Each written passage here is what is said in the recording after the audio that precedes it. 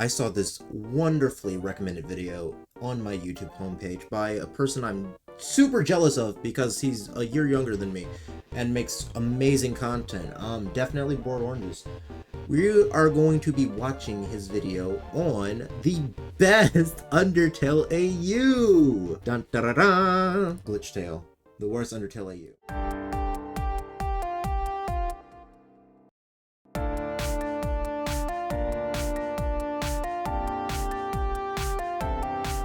I watched all of Glitchtale. I don't remember any of it because it was that bad and boring. The only thing I remember from Glitchtale is Megalomaniac with Courtney, Project SMT singing on it. But I know that Camila has gotten into a lot of controversy over the years. Let's be real, you don't deserve an apology for being groomed. Nigga, what? The thing is, And people hate Bête Noire. Spook's probably not going to be in chat immediately, but Spook hates Bête Noire. I don't think Betty's that...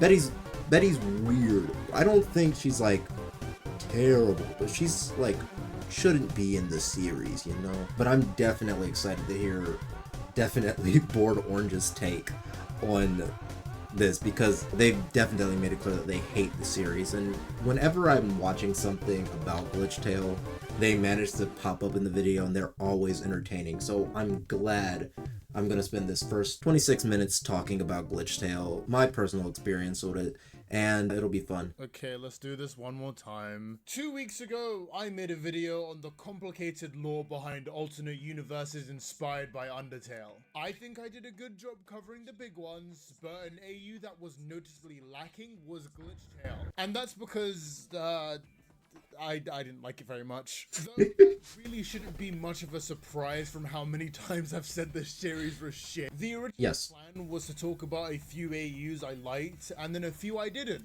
Kind of like the analog horror video. But I'd never seen that one. Proved to be so poorly written and frustrating that it needed its own video. It does. Fully explain the full-on nervous breakdown I had remembering its existence. So, I guess that's explaining what Glitchtale is. Flowers blooming. Glitchtale was created by So maybe this will bring, like, maybe it'll get the Death Note meme from me with all the fucking memories coming back to my head, about Glitchtale, because I don't even remember when I first watched this series. It was so long ago. But God, season 1, I sat through it because a lot of people said the animation gets better in season 2. And the story gets better, and it's somewhat interesting, but I don't remember any of it. I do want just the rush of memories to influx my brain and just make me go fucking berserk and have the anime main character moment of just going insane remembering Glitchtale. It was created by actual Camila Cuevas, and is an Undertale parody similar to Sir Pello's Underpants, but just very dedicated to tricking people into thinking it's taking itself seriously. Starting in an almost completed genocide run. Wait, what do you mean? Wait. Glitchtale definitely takes itself seriously. I need to understand. No, you can't just... What? Starting just very dedicated. An Undertale parody similar to Sir Pello's Underpants, but just very dedicated to tricking people into thinking it's taking itself seriously. No, I disagree. I think Camila is definitely taking this AU seriously. She has so much like this is her old channel. She cannot not be taking it seriously. Sorry for the double negative, but like, no, I disagree. In an almost completed genocide run. Wait, why is the screen black? What happened to the reanimated version of the first episode? No, seriously, guys, where did it go? Frisk and Sans continue It's gone. Until Kara takes over Frisk's body and almost kills Sans. But inexplicably, get ready to hear me say that a lot, Frisk is able to block Kara's knife slash despite them sharing a body. Don't think about it too hard. And gives Sans their soul. Don't think about that too hard either. Giving him the power to kill Kara and I didn't think about it too hard. I was a dumb child. That doesn't make sense. How did Frisk just break away and do a body without a soul? Or else they would have just been like Flowey, right? Or they can't feel anything, so they wouldn't have cared enough to jump in front of the attack. Good points. Good points already. Reset the timeline again. Cut to a much worse looking episode 2. Frisk miraculously runs into Gaster, who seals away their save and resets button, somehow. He almost kills Frisk, but thankfully is saved by Sans. But what's this? Kara is alive! I'm not really sure how that's possible either. Apparently, due to Frisk glitching the timeline, Kara and Gaster are able to exist. Sans brings Gaster back to the timeline, and he's no longer evil. Yay! The Underground's strongest enemies pull up and try to beat Kara, but they absorb the 6 human souls, forcing Frisk to have to give Flowey their soul to give them a fighting chance against Kara. Kara and Azrael fight. Kara gives up or something, and Azrael frees everyone from the Underground. Season 2 starts with all of the characters being That's all of season 1? human society, but not actually, because of racism. Asgore gets thrown in prison. Alphys dies, I guess. Sans also dies. I remember that. I don't remember Alphys fucking dying. A bunch of other bad Wait, who got put in jail? Papyrus gets put in jail. Other bad stuff happens, but that doesn't really matter for the sake of the summary. Frisk fights Betty with one of those totally not traced bits of animation. Frisk then replaces themselves with Kara, fucking with the timeline in all sorts of ways, but also allowing Azrael to be saved. Oh right, he also died. Jessica dies, Sans is alive, then dies. Gaster tweaks, kills Betty really easily, and the real, true enemy drops. And Kara and Azrael have to fight in order to save everyone. Didn't Frisk just give up their own physical form too and just erase themselves from the timeline so that Kara could be there? I don't know. They he'd skip it over who these characters are and shit, which good for the video. I guess if you're clicking on this, you have to have some pre-knowledge, but I would care for a refresher because I'm stupid and I don't remember. I'm being too harsh. It's been nearly a year since I last watched Glitchtale, and I could be misremembering it. Maybe if I give it another shot, I'll have a really good time. Not a good idea. I bet you thought I was going to cut to me watching it. Here's a plot twist I bet you weren't expecting. That description of the plot I gave was written the day after I finished watching Glitchtale. So I can say with full confidence that no, I wasn't being too harsh. Glitchtale is still the biggest piece of shit on the planet. I actually took notes for each episode and color-coded everything. Somehow Kara's alive, what? For yellow, power system stuff for blue, and shit that doesn't make sense. For red. You'll notice that a majority of my notes are red. Wow, that's so weird. One of the funniest parts of this video has just been figuring out where to start, if I'm being honest. Because genuinely trying to write down my issues with the series starts to burn literal holes in my brain. So I guess I'll just start at the very foundation. Oh shit, I need to download my VODs. Undertale, and how Camila Cuevas doesn't understand it. What the fuck? But there we go. Oh wow, look at the sub to not subbed ratio. It would be so crazy and flattering if you subscribed, joined the Discord, followed my socials, and gave me all of your money on Throne. Patreon only I'm not, okay. And it's only $1, so check that out if you want. Thank you, and enjoy the rest of the video. A pretty agreed upon part of Undertale is that each and every one of its main characters do something that are bad, but are forgiven or at least accepted despite that. Nearly every character tries to kill you at some point, but the game doesn't treat them as these wholly evil people. Instead, we get a look into their lives and why they act the way they do. And I think you even date some of them. 2 of them. Kind of. I think that's why the pacifist route is so powerful, showing a route where everyone what happened to my name and is given a better life. The only person who doesn't was Azrael, who finds redemption by freeing everyone else from the underground. Sure, just killing people in front of you is usually the easiest option, but you're rewarded for taking your time and helping these people. Fuck that though. Camila seems to understand that redemption and forgiveness are core themes in Undertale, as seen when all of the characters instantly forgive her human OCs for getting Sans killed. But it's not consistent at all. The events of Undertale still happened in this universe, which makes certain bits of dialogue hilarious, as it contradicts things that still would have happened in this timeline. Frisk is just an irredeemable monster in the show. The glitch time can't hear that phrase anymore without fucking thinking of Puss in Boots / Wish. Just, you're evil. You're an irredeemable monster. It took you long enough. Idiot.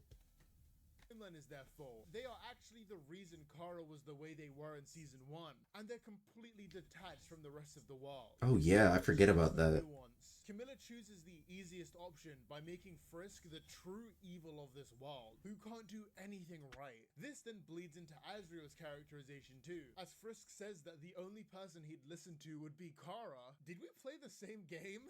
The whole point of Azriel's final talk with Frisk is him acknowledging that Kara wasn't the best person, and that Frisk was the friend he always wanted. In Camilla's brain, this meant that Kara did nothing wrong and Azriel cares more about Kara. How? Toriel is just treated like shit throughout all of the series. Yeah. And never really gets any form of compensation. When she isn't getting literally beaten down by a character, there's someone telling her how much of a coward she was for leaving Asgore alone at the throne. Sure, two of those... I forgot about the Toriel hate in this series. Oh yeah, Camilla hates Toriel. Examples came when characters were under altered states. But then you have Gaster here saying that she doesn't even care about Monster Kind. And I feel like I'm Lisa Simpson at the projector. In the actual game, Toriel's actions were caused by her grief, locking herself in the ruins because her kids just died. And then she watched Asgore kill 6 more of them. The show tries to act like this was an objectively terrible thing Toriel did, while painting Asgore's actions as justified. It's a bad thing when he gets arrested for killing all of those kids. And outside of that, nobody ever really brings it up in a negative light, despite someone murdering 6 kids being, bad? What's even funnier is that the only character who had an issue with this just conveniently never speaks to Asgore again. Like, you're not even trying to address Asgore's flaws. They didn't? The original nuanced take on these characters and their century-long grief is destroyed for the sake of painting Toriel as this awful and irrational wife who left her husband when he needed her most. To be fair, I'm not surprised that Camilla would see their relationship like this. Let's be real. You don't deserve an apology for being groomed. Nigga, what? The thing is, No! No! She didn't. What? What the fuck? Let's be real. You don't deserve an apology for being groomed. Nigga, what? The thing is, I don't even think it was intentional. Forgiveness of antagonists happen, but only when Camilla wants it to. A perfect example is Gaster's whole arc in season 2.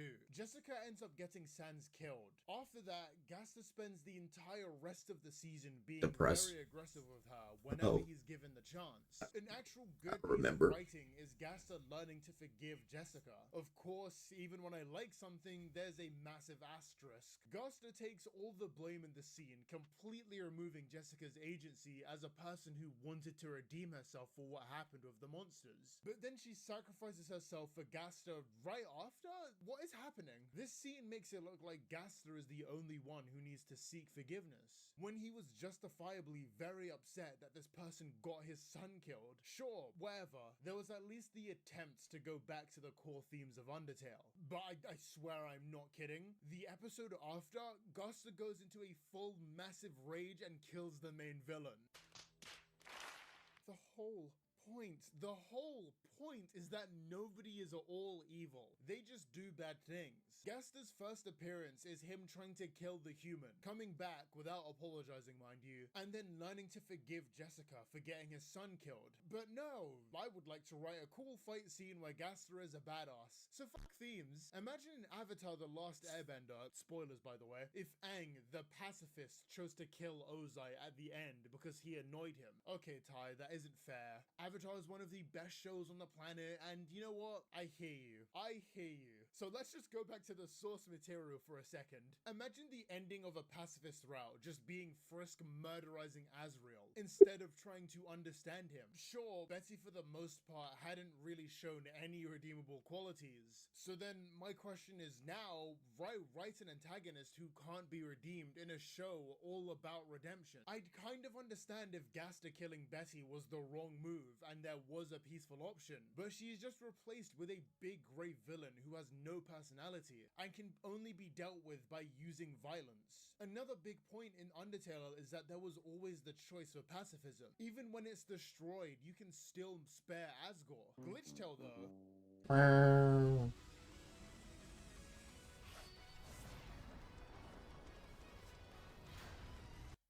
The traced animation is badass. But he's right.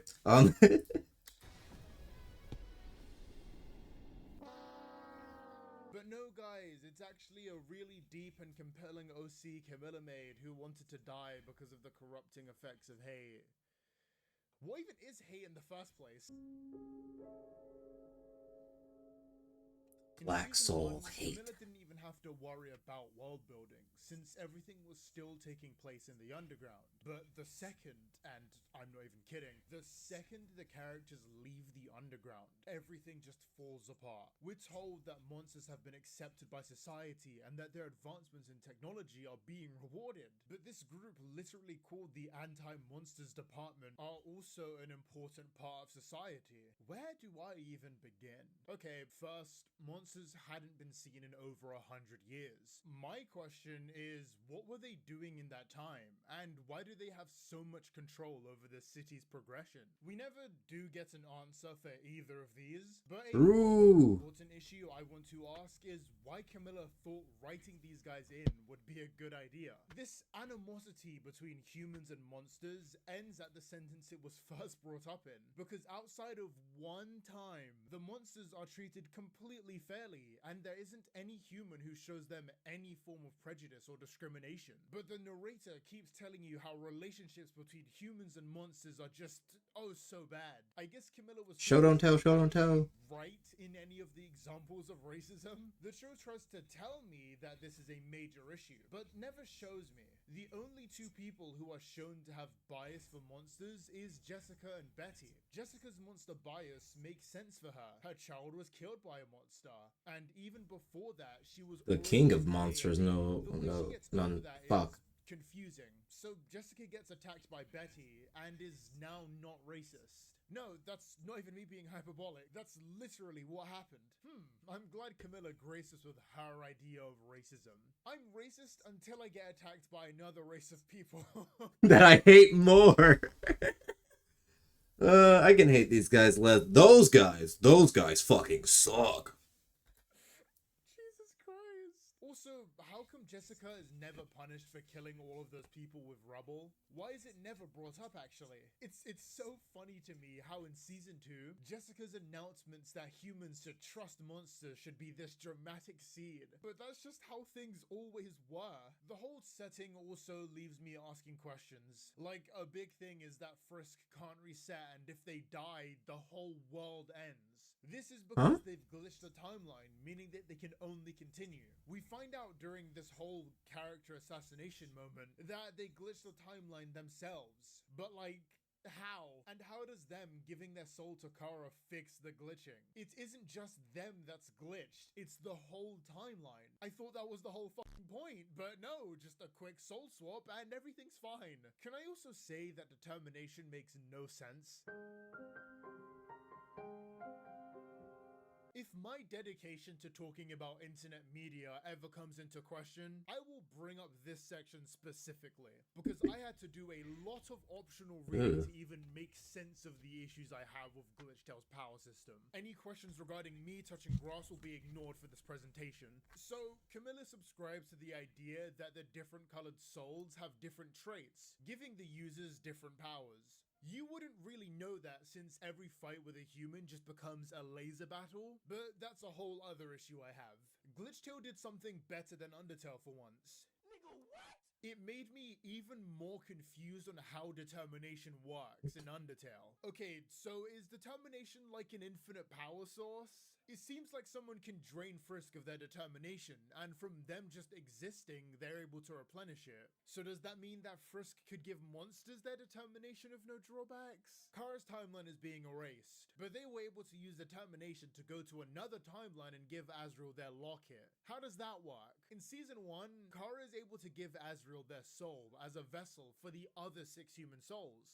Somehow, this counts as 7 souls, allowing Azrael to break the barrier. But then, how does this work? Either Kara's soul is its own individual soul and therefore wouldn't be a vessel, or Azrael has 6 souls and just magic bullshit goad his way out of the underground. Also, he has access to all of the traits, including determination. But Kara only died because they ran out of determination, so how does Azrael have it? How was Kara the human able to absorb other human souls? How How is Kara able to make an erase button, and why aren't they allowed to press it? Why do I have so many questions? Surely there has to be something that can explain all of this nonsense. No. Ladies and gentlemen, allow me to introduce you to the Glitchtale Wiki. This is real shit, bro. Any and all questions I have should be answered right here. I'm so sure. Wow, the soul trait section is so in-depth. I'm so glad we saw all of these really cool things soul traits can do. So apparently determination is a perfect balance between all of the traits. So does that mean that they can use every trait ability? No! Why? We've had characters with 2 traits before, so I don't get it. Kindness souls have a resistance to hate, so how did Azrael get affected by it? Why was Frisk able to just block Kara's attack despite the 2 sharing a body? Is that how determination works? But I thought that Kara took Frisk's soul. Gasta has access to all soul traits, but don't monsters die when injected with it? On the topic of monsters, why does them eating human food give them physical matter? Along with that point, why does Gasta say his healing pod only works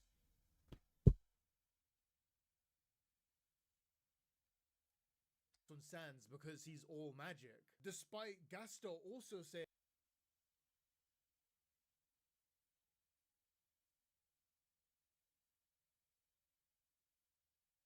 That's weird. I don't remember that. I don't remember anything.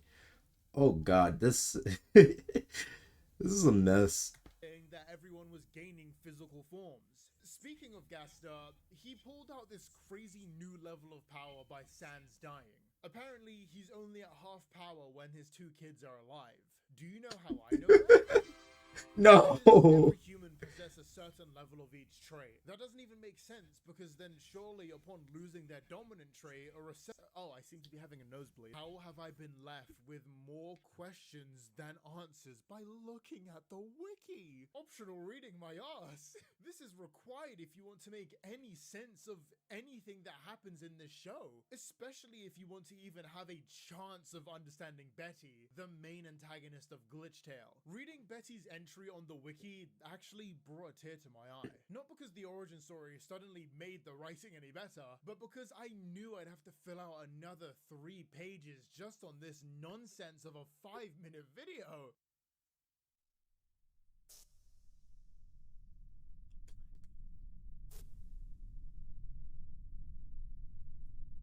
Edgy Betty. Okay, so inverted magic. Please make a note of this. No. Some ugly ass kid was born with 2 traits, which further adds to my I did not watch this prequel. Should be able to use all trait abilities. Our orange-haired character loses a fight against the Frisk stand-in and loses their trait. One of the effects of losing your trait is the inability to use magic. The orange-haired character returns using magic. Now riddle me this, comment section. If an established rule of this universe is losing a trait equals no more magic, then how did she do this? It's funny too, because the Frisk stand-in Because it's inverted magic. I don't fucking know. Girl uses magic somehow to save her life or something by taking the small girl's body. Huh. Okay, time to look through my best friend, the Glitchtale wiki. No. Nothing explains how she did this. Apparently also, the fear trait is dark orange and not pink. So please ignore every time someone says the pink soul is fear, including the only character to possess one. Right.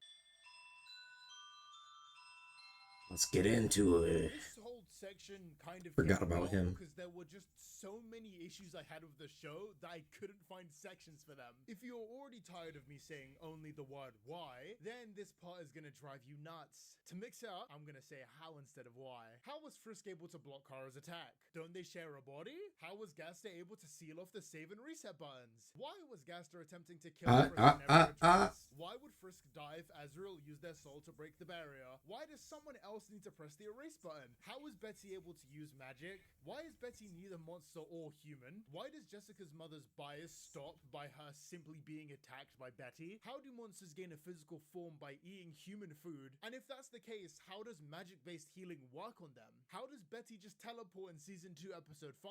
How is Betty able to survive unwinnable scenarios by pulling new powers out of her ass? Fuck is that? Betty control other people's powers? Why does Betty have 2 forms? What is a Kumu? Why does Betty's fear power let her imagine whatever she wants? Why does Betty have like 10 powers? Why is Betty the worst written part of this series? Despite the section being named after her, I'm still not too sure how I should list all of these, because there are just so many of these, and I'd never want to waste any of your time's ad. Welcome back! Let's start in a similar way I did with the first section of this video. Why Betty doesn't work as a villain for the themes of Undertale. As I said before, characters in Undertale can all be spared, meaning they have to have some sort of redeeming quality about them that makes sparing them worth it. Betty has no redeeming qualities. She hates both humans and monsters. Don't worry, I'll get to that. She also takes immense pleasure on the suffering of others. She's a mass murderer, and the option of redemption was never on the table for her. Seriously, going through the whole show again, and there is nothing that would even suggest that she can be redeemed. Have you learned nothing? Going on to my best friend and yours, the Glitchtale wiki. No! The information that is straight up omitted from everything. Now, Betty is this tragic character who was never asked to be born, but feels obligated to fulfill their mother's final wishes. Betty also learns about what happened in the underground, which... It looked nice and innocent at first, but then I saw the horrible things they did to his so-called friends. Then I thought monsters would be different. I saw Asgore, those poor children. Then I saw Asriel. I thought his son would be different, but he was also keeping his secrets. He looked cute as a flower, though. But Small Skeleton was no different. He watched it all happen at first, and only intervened at the end to murder them until he lost count. I'm starting to think that Camila doesn't understand Undertale. Literally can't be true. There was a whole ass barrier stopping her from doing that. But to one up the stupidity, she is also aware of Frisk's genocide route that didn't even happen in this timeline. Man, this character reeks. You must know the meme I'm thinking of when an OC befriends all of the canon characters. I haven't gotten this far in My Little Pony yet. This is that in reverse. Betty's justification is stuff she straight up couldn't have been present for. And if that wasn't already Mary Sue enough for you, we then go over to any conflict with Betty. Betty is so hilariously overpowered compared to the other characters. Her original stuff made sense. She shows people their biggest fears. Ignore the fact that every time she's used this power, it's just supposed to be orange. Like Papyrus just seeing a human he doesn't know on the crane in episode 1. Okay, so just illusion creation.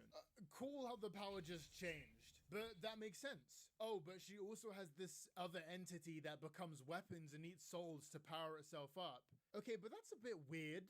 Oh, right, she can then use that entity to eat human and monster souls to release this huge attack that lets her take over other people's attack. Why and how? I don't know. This was a complete arsepool, by the way. Betty should have died fighting against Gaster the first time. Hell, even before that, Alphys made a machine that would erase any monster it's used on. But luckily, Betty isn't a human or a monster, meaning it doesn't affect her. Undyne almost killed her, but then she pulls out a third arsepool with the hate vial? Ty, how was this an arsepool? Hate is an established... Ew. And a team get the vial if the last person affected by hate existed before they had that technology. 3 complete arspools deep, and they just keep coming. That's rough, buddy. Undyne is about to beat her, reinforcement comes, and she just runs away? Have you ever played Undertale? Betty's about to lose to Frisk? Well, dear viewer, Betty is actually able to control and use the hate in order to revive dead monsters. Man, I'm sure glad she pulled that out of her ass right before she was about to die. Also, in this fight, she just teleports away? You see, it turns out that Betty wasn't trying this whole time, and she had to fuse with a Kumu to reveal her true form, and it makes her so much cooler. Oh man, I bet she could beat Goku at this point. She was also able to use fire magic when fighting. Let's talk about it. Do we think that Bête Noire could beat Goku in a fight? Well, I'm not the person to talk about it. I think we need to send it over to Death Battle! Sponsored by Blue Chew. fighting the only two people who use fire magic. That's so convenient. And when she finally dies, oh god, it turns out she was holding back the real evil this whole time. Guys, can you believe how strong and cool Camila's OC is, guys? She's the opposite of the main character's power and is the only one who has it. Smacked around the entire cast, has like 15 powers, 7 health bars, an awesome origin story where we find out she's just an inverted form of some kid, and was only stopped by another character stooping down to her level and doing an ass pull. This series is gonna lobotomize me. I know a question someone is gonna ask is, why waste so much time watching something you don't like? Because fuck you, that's why. Time is no longer a factor for me. So wasting a day watching something bad and making a silly little video about it is all I could hope to do on YouTube. I've already appeared on a video talking about this, but I had more problems than my section could have ever allowed. And I couldn't sit there and be normal about the one and only game I'm not normal about, you know? Camila has failed in every way to get Undertale. The video he's referencing was the video I was referencing, well, slight reference, when I was doing my Stronger Than You tier list. And I was like, so let's talk about Glitchtale. Let's take a minute to talk about Glitchtale. I think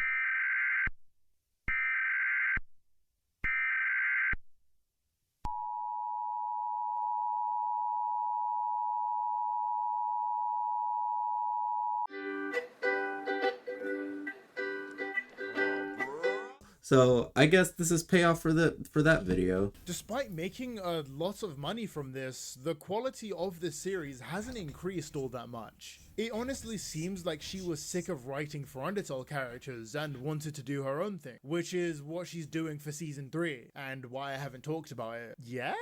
I want to give a big thank you to my channel members, LHTQ Woo. Camila's still at it. Alright, that was a good video, and it brought back some memories of Glitchtale that I had. I'm glad that this got posted. I love to see Glitchtale hate. I'm just a hater.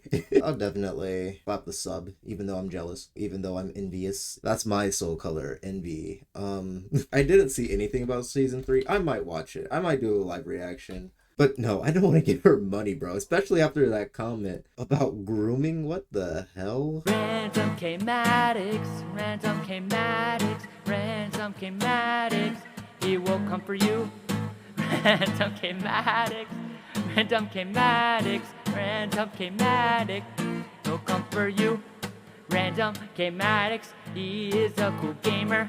Random Kmatics, he is a cool gamer. Random Kmatics, comma, lion tamer. Random Kmatics, random Kmatics, random Kmatics, random Kmatics, random Kmatics. He's a cool gamer. Random Kmatics, random Kmatics, random Kmatics. He's a cool gamer. But yes, great video as always. Bye. The guy just said, I definitely bored oranges is his name.